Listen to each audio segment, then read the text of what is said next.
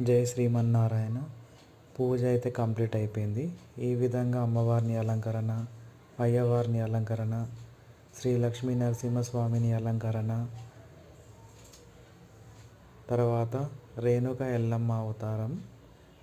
So ఈ అమ్మవారిని ఈసారి గోదాదేవి అలంకరణలో అలంకరించాము. వచ్చేసి మన యాజ్ యూజువల్ కుమ్రవెల్లి మల్లన్న స్వామి, తర్వాత అమ్మవారు, తర్వాత జగన్మాత, వచ్చేసి లక్ష్మీ అమ్మవారు ముందలున్నారు.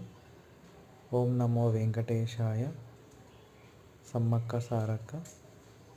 సో సంక్రాంతి పూజ అయితే కంప్లీట్ అయిపోయింది. ఇది మా పూజా రూమ్. Thanks for watching.